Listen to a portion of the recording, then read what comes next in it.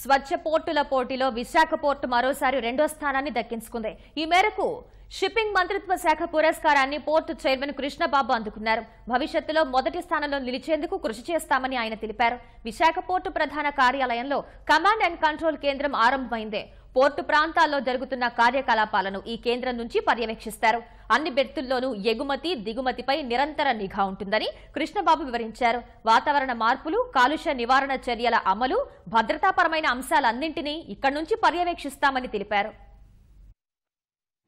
Naval presence అలాగే commercial operations రెండు కూడా కలిసి ఉన్న పోర్ట్ కాబట్టి రకరకాల ఇన్పుట్స్ మనకు వస్తూ ఉంటాయి. ఇంటెలిజెన్స్ పాయింట్ ఆఫ్ వ్యూలో, నేషనల్ సెక్యూరిటీ పాయింట్ ఆఫ్ వ్యూలో.